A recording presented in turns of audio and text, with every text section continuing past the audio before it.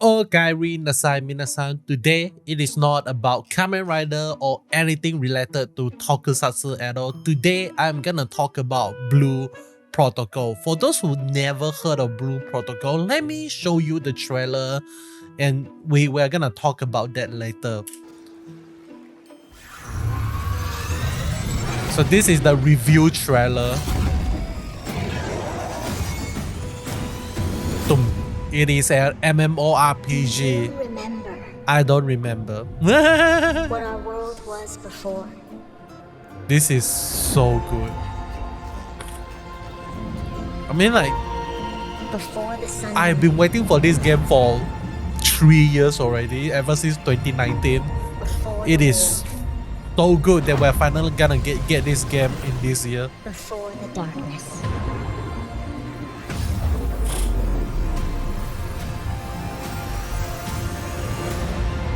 Do you remember? Do you remember? You will. Okay.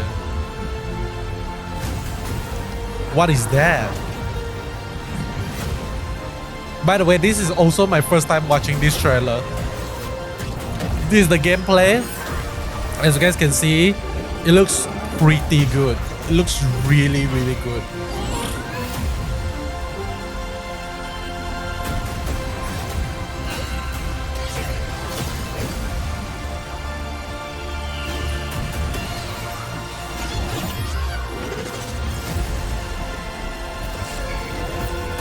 Subarashi.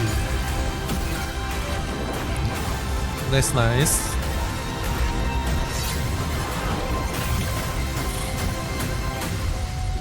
Your future needs you. Your future needs you. Okay. Amazing.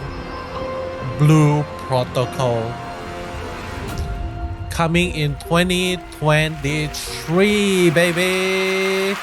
And that is the trailer for Blue Protocol. So the reason why I'm making this video is to make an announcement to all of you that I will be streaming Blue Protocol on Twitch. My Twitch, twitch.tv/KuroIruka, when Blue Protocol actually released worldwide, okay? But since I am in Southeast Asia, the C server, I had to use a VPN for me to play the game in a sense, okay? So I got two options for me. One is for me to play in the Bandai server, which is the Japan server, and another one is to play in the Amazon Games server, which is the Europe, the western side of the server itself. So I have not decided which server I am gonna play in because there's pros and cons to play in these two different servers. If I play in Bandai server, the pros is that we are not gonna get any censorship. So what does this mean? No censorship. So the story and the story is gonna be exactly what the developer wants you to do. Like the story is not gonna get cut, the story is not gonna get changed. Everything you see is exactly what the developer wants you to play and wants you to experience. And another censorship is the clothing. Maybe like it's gonna be less appealing, not less revealing, it would be the word here, like because like sometimes in Japan they really love their waifus and they want to make their character a little bit more sexual, I would say. So and that might not go too well in the other the rest of the world, and because there's no such thing as a censorship of teen censorship, something like that in Japan. So this is something that by playing in the original server, in the Bandai server, is gonna be a huge plus because you will be able to fully experience the game to exactly what the developer wants you to experience. And the second reason, the second pros of playing on the Bandai server is that it is gonna be up to date immediately. If there's a bug, the first server that is gonna get fixed is the Bandai server.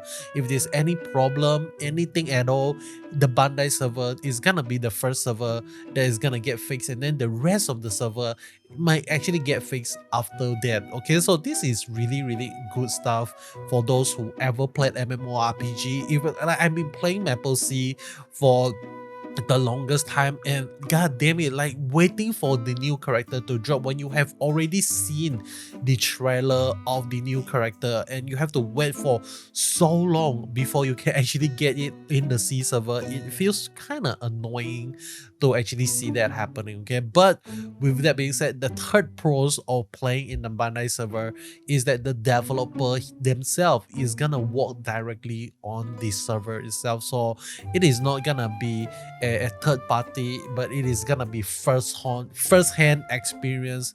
Everything the developer is gonna be there. So if you make a sound, or you should, how do I say, if you make yourself a name in the server, in the game itself, they might actually do something in your favor. They might actually reward you with something. You might be able to have some ties with the company itself, but that is just a possibility. Let me talk to you about the cons of playing in the Bandai server, especially if you are from Southeast Asia. So first of all, it is in Japanese, so I can't read Japanese. I can't understand Japanese. I can I can hear Japanese. I can understand them when they are being spoken to me because of the the years that I've been consuming Japanese media. But for me to read them in an MMORPG, that is so reliant on the ability for you to read the how does the skill work, how does the different item works, and all those stuff. What item do what. Having it in Japanese language is gonna limit your gameplay to a lot of trials and error, that you're gonna make a lot of mistake in the beginning of the game, and that is probably not what a lot of people would want to do, and especially when you are playing in a MMORPG game. Like, the thing is that you want to build your character, and so that the resources is gonna be, you might have an abundance of resources, but you don't want to waste it also. So that is kind of like something that is like make me feel a little bit hesitant to play in the Bandai server. So another con when you're playing in the Bandai server is that it is harder for you to build a community due to the language barrier. Like, I'm pretty sure you can find a lot of people in the Bandai server who is also using a VPN. They are also playing there, but if you really want to set up like a guild or a Discord server of the guild, it's gonna you're gonna find it quite hard to actually do that due to the language barrier. But yeah, so that is kind of like something that I'm considering as well. Since I'm planning to stream on Twitch, I'm also thinking to kind of like create a guild, so that, like, like all of us can play together. We can go on red dungeon together and something like that. But that is just an idea. Okay, whether or not I'm gonna do that is another thing. I might be a solo player, but I actually talked to one of my friends about the Blue Protocol. He said that he's gonna play with me, so we might actually go as a duo rather than like a large group of people, because like I'm already busy in life. I don't want to take care of a bunch of like whips gamer over the internet, so I might not actually create a guild. So maybe playing in the Bandai server is gonna work well for me in this scenario. But let me talk about the pros of playing in the Amazon server. And first of all, obviously, is there's not gonna be any language barrier. It's all gonna be in English, and it is obviously gonna be easier for you to build a community there in the Amazon games due to the there's no such thing as a language barrier. Everyone is using English there, so if you know how to speak English, it's not gonna be a problem. It's gonna be easier to understand the game. But the problem with the Amazon games, which is the cons, part of the cons, is they might actually have some sort of censorship. So the story of the game might actually be changed, so the costume might actually be changed as well. So these are a few things that I felt like it might actually affect your full enjoyment of the game itself.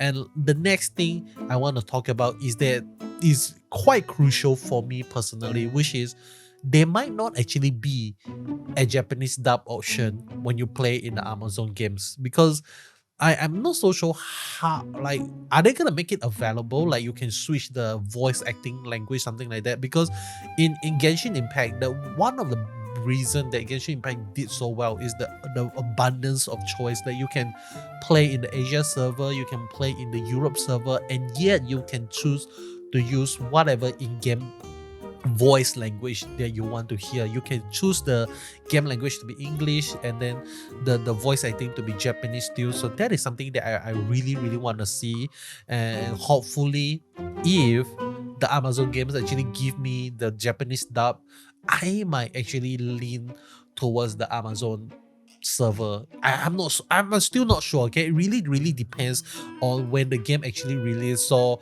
when the game is obviously gonna get released on Japan first, so the first server that I'm gonna play on is gonna be the Bandai server, and I will be needing a VPN to do that. And then when the Amazon games version came out, I will give it a try. I will see how much of a difference between these two server, and there is definitely gonna be um helping me to make a decision on which server for me to settle down and plant my roots in. So with that being said, lastly, I just want to talk about before I end the video is which class am I gonna play. There are actually 5 class in the game right now.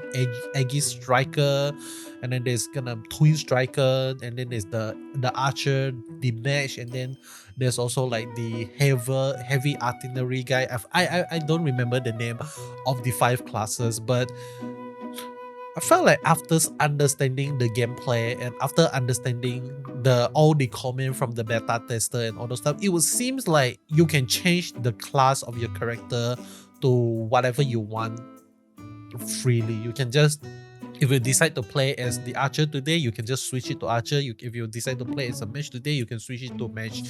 So I'm not so sure how does that mechanic actually goes. I could be wrong about this information as well, because well, I'm not the best researcher out there. I just listen and I believe. Okay, so that is probably like part of my problem as well. But with that being said, another thing about the game is that there is no such thing as a healer character in the game itself. There's no cleric, there's no like healer in the group. So the best thing about this is that they are the Blue Protocol game seems more like they're taking a little bit of an approach from Sword Art Online. If you watch Sword Art Online, there's no such thing as a healer character or support build, but every single character on the field is gonna be a striker, is gonna be an attack. It has the ability to hurt the boss itself. So how do you play a game with no healer in the party itself? Like what you want to do is to carefully synergize with the player, with the team. You're gonna rotate your party so that like when someone is dealing damage, someone else can heal, someone else can attract the monster. So teamwork is gonna be even at a higher crucial point in the game itself, rather than just relying on the healer to like force heal everyone and a tanker to tank all the damage, something like that. This is not a game like your typical MMORPG. Like they're definitely changing the scenario up a little bit. So with that being said, I'll most probably start the game by playing as the mage character or the archer character, and this is so I can learn the character movement a little bit more. I can learn how does the monster move, what is the timing for me to dodge. So once I actually learn all these like gimmicks and all the timing down, I'm actually switch to the Aegis Striker to try out a little bit of melee combat. And apparently Aegis Striker has a shield, the only character to have a shield. So I might actually try to see like which one is better, dodging or like just tanking the damage would be better. And it would definitely also depending on the people that I'm gonna play with and who am I gonna surround myself with. It will also determine which role I'm gonna play at the end of the day. But most probably I'm gonna main the Aegis Striker if no one else is gonna play that character around me. Okay, so with that being said, that is all from me regarding the Blue Protocol and also announcing myself to be streaming on Twitch. So you might be thinking to yourself like, why am I doing this announcement so early on? So I'll be trying to restart my stream career on Twitch before the release of Blue Protocol, just to build a little bit of hype. But at the same time, I understand not everyone is a fan of streaming. Not like I said that I'm gonna stream Blue Protocol, but before that, what am I gonna stream? Okay, so the thing I'm gonna stream is I'm not sure yet. I might actually stream some Genshin, or maybe some Mobile Legends. I play some mobile games, something like that. So it really depends on what I want to stream. I have not decided on that yet. But if you really want to check it out, and if you really want to support me along the journey, go to twitch.tv/KuroIruka, become a follower. If you can afford it, become a subscriber, and then let me know in the comment section below what game do you want me, what you want to see me play. Okay, so that's all. Hope you enjoy. So we'll be seeing you guys on my twitch.tv/KuroIruka. Goodbye.